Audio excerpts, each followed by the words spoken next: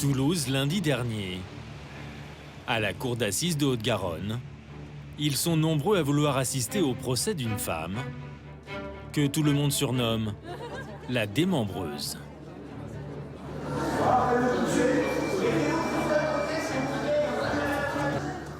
Les deux enfants de la tueuse, sa fille et son fils, sont sous le choc. Comme la famille de la victime. Même leur avocat est sidéré par la barbarie du meurtre. Moi, j'ai quand même roulé pas mal ma bosse. J'ai vu beaucoup de crimes, souvent des crimes qui étaient l'expression humaine et imbécile d'un malheur. Mais ici, on n'a aucune explication de quelque nature que ce soit. Le tribunal a une semaine pour comprendre ce qui dépasse l'entendement. Pourquoi Sophie Massala, 52 ans, a-t-elle tué, puis découpé, sa collègue de travail, Marilyn Planche? Le 24 mai 2016, un promeneur ramasse un sac flottant dans le canal du Midi. Sous cette passerelle, à l'intérieur, il découvre une jambe. C'est le début d'un jeu de piste macabre. Une dizaine de plongeurs et d'enquêteurs de la police scientifique sont mobilisés. Ils retrouvent les bras, puis l'autre jambe. 48 heures plus tard, l'horreur continue. À 14h30, était découvert le tronc d'une femme nue, dans une valise. La tête de la victime, elle, est introuvable.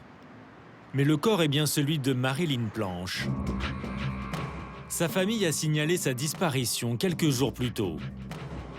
Marilyn habite au 2e étage de cet immeuble du centre de Toulouse. C'est une femme sans histoire, comme nous le rapporte l'un de ses voisins, qui préfère garder l'anonymat. C'est quelqu'un qui dégageait quand même une certaine douceur, le calme. Le samedi matin, elle se faisait un plaisir de passer la matinée à cuisiner ses petits gâteaux. Elle se faisait, je pense, à la fin, un réel plaisir de savoir que samedi matin, elle pouvait pouvoir partager ça avec moi. Je goûtais les gâteaux et très régulièrement, je les finissais. Marilyn Planche travaille comme conseillère dans cet organisme de réinsertion pour personnes handicapées. C'est une salariée exemplaire qui s'entend bien avec ses collègues depuis 20 ans. Jusqu'à l'arrivée de Sophie Massala.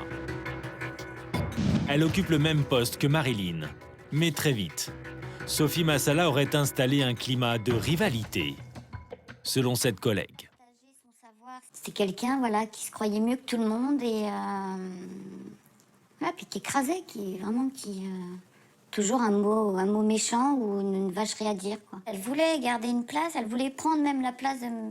Bon, je sais pas si c'était vraiment celle de Marilyn qu'elle voulait prendre, j'en sais rien moi, mais elle voulait avoir une place et être déclarée comme étant indispensable. Alors elle, c'était l'inverse de Marilyn, quoi. Sophie Massala, une personnalité trouble. Elle est née dans une famille nombreuse de 7 enfants. Aucun membre de la fratrie n'a voulu nous parler. Mais en caméra discrète, l'un de ses frères nous confie qu'ils l'ont presque tous rejeté. Sa sœur avait constamment des soucis d'argent. Et apparemment, elle n'hésitait pas à les voler. C'est un numéro, hein, très fort, ça. Vous endormirez, vous embobinerez, et pendant un truc, tu le verrez pas arriver. Hein. Sa marraine nous a dit qu'elle lui avait volé dans le porte-monnaie, mais c'est depuis plus jeune. Ah, ouais. Une fois, elle est venue passer le week-end à la maison, ils m'ont manqué 1000 balles. Après, c'était 500 balles. Elle a toujours été prise dans un engrenage d'argent, l'escroquerie, les arnaques, le jeu. Elle a fait des coups pas possibles. Au bout d'un moment, tu dis stop, c'est bon, coupe les ponts, tu vas chez toi.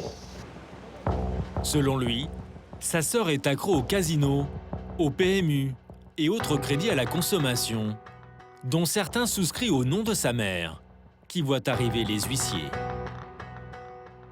En 2008, ses problèmes d'argent ont même mis sa famille en danger. Grâce à son mari qui travaille comme gardien à la faculté de médecine de Montpellier, Sophie Massala est recrutée en tant que secrétaire. Mais en 2010, elle est arrêtée pour avoir détourné les chèques d'inscription des étudiants. C'est ce que nous explique Maître Boguet, l'avocat de la famille Planche. On lui a reproché d'avoir, de 2008 à début 2010, détourné l'équivalent de 36 000 € de frais d'inscription et de chèques qu'elle falsifiait à son profit. Le tribunal correctionnel de Montpellier va la condamner à une peine de 3 ans, dont 1 an ferme. La famille perd son logement de fonction. Le couple est au bord du divorce. Mais elle lui promet de changer. Et c'est ce qu'elle fait. Sophie Massala reprend ses études et à 47 ans, elle décroche son bac, puis un BTS d'assistante de direction. C'est à ce moment-là qu'elle est embauchée à l'AGFIP, où travaille Marilyn Planche. Mais très vite, ces vieux démons la rattrapent. Dans le bureau, des objets disparaissent. Pour Frédéric Abella, journaliste d'un grand quotidien régional, tout bascule le jour où elle remplace Marilyn Planche à la gestion des tickets restaurants. Cette affaire commence véritablement fin avril 2016, lorsqu'il y a un vol de tickets restaurants qui est constaté au sein de cette association, la GFIP. Sophie Massala est chargée de distribuer, en l'absence de Marilyn Planche, qui est en arrêt maladie, chargée de distribuer des tickets restaurants aux salariés. Très vite, il y a des soupçons qui commencent à monter autour d'elle. Prise au piège, Sophie Massala finit par avouer à sa direction qu'elle a bien volé 4 tickets restaurants d'une valeur de 35 €. Elle risque le licenciement, avec une autre conséquence, la peur que son mari ne lui pardonne pas ce nouveau dérapage. Que se passe-t-il dans sa tête? Pourquoi se rend-elle chez Marilyn Planche alors qu'elle la déteste ouvertement? Là, Sophie Massala donne plusieurs versions. Mais l'une des hypothèses des avocats est qu'elle veut convaincre Marilyn Planche, qui est à l'écoute de la direction, de plaider en sa faveur. Le 12 mai 2016, quand elle arrive chez elle pour lui parler, une dispute éclate. Les deux femmes en viennent aux mains, comme le raconte la première avocate de Sophie Massala. Ma cliente se retrouve à terre. Elle se retrouve à terre avec la victime présumée sur elle. Pour se défendre, elle saisit une bouteille et donc assène à la victime des coups de bouteille sur le visage. C'est ainsi que, en tout cas, les faits semblent s'être déroulés. La mort serait donc accidentelle. Mais au lieu de se rendre à la police et de plaider l'accident, Sophie Massala prend les clés, la carte bleue de sa victime, son téléphone portable et laisse le corps de Marilyn dans l'appartement. Comme si de rien n'était, elle rentre chez elle à Montpellier, passer tranquillement le week-end en famille. Le lundi, elle retourne travailler. Après 5 jours de réflexion, soit le jeudi, elle retourne chez Marilyn en réservant une place dans un covoiturage. Nous avons retrouvé l'homme qui a fait le voyage avec elle. Il se souvient d'une femme très à l'aise, presque enjouée. On s'est parlé de tout, notamment de sa vie privée, de sa vie professionnelle. Et il n'y a jamais eu un moment où j'ai senti qu'elle aurait voulu cacher quelque chose ou tout ça. Tout était complètement spontané et naturel, quoi. Je pense pas qu'elle jouait la comédie, c'est peut-être plutôt... peut-être qu'elle ne réalisait pas ce qu'elle avait fait, ou peut-être que voilà, oui, elle était dans le déni. Sophie Massala est tellement bavarde que Jérôme n'a même pas besoin de mettre la radio.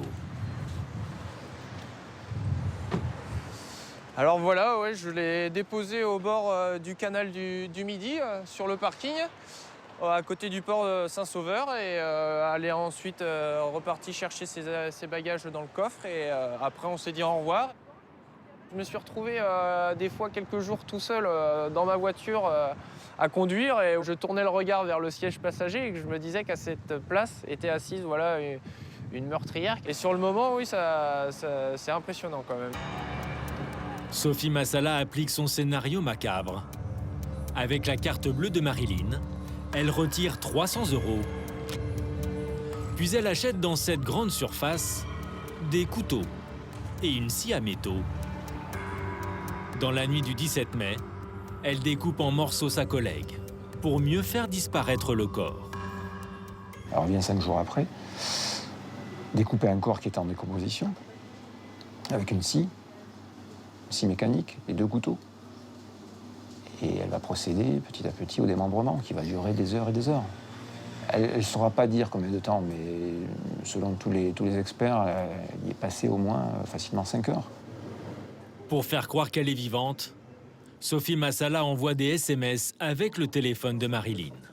Ses proches recevaient des SMS de Marilyn, mais le contenu était complètement loufoque, très ambigu. Ça ne correspondait pas du tout à sa personnalité, ni à sa façon de s'exprimer. Donc là, ses proches et ses collaborateurs ne croyaient pas à ce qui était inscrit sur ces SMS. Ils n'y ont jamais cru d'ailleurs. Et ils ont alerté les policiers. Et le téléphone de Marilyn borne sur les mêmes lieux où se trouve Sophie Massala, qui a son téléphone personnel aussi, et les 2 téléphones bornent au même endroit. Grâce au téléphone, les enquêteurs n'ont aucun mal à remonter jusqu'à elle. En garde à vue, Sophie Massala livre son dernier secret. Le lieu où elle a mis la tête. Elle l'a enterrée dans son jardin, sous les fleurs.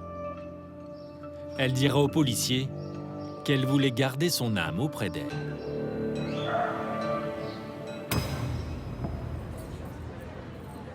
Tout au long de la semaine de son procès, psychiatres et psychologues ne lui ont trouvé aucune pathologie mentale qui pourrait expliquer un tel acte de barbarie. La Cour, elle, condamne Sophie Massala à 27 ans de réclusion. Ni ses enfants, Une réaction au verdict? ni les proches de Marilyn Madame, une réaction juste au fait. ne feront de commentaires. Son avocat est satisfait sur un point. Il lui a évité la perpétuité. Maître, une réaction au verdict? Le verdict semble apaisé. On verra ensuite ce que l'on en fera avec un petit peu plus de recul. Qu'est-ce qu'elle vous a dit? Elle a dit qu'elle a soufflé. À l'issue du procès, Sophie Massala a montré un brin d'humanité. Elle a exprimé une dernière fois ses regrets pour avoir ôté la vie de Marilyn.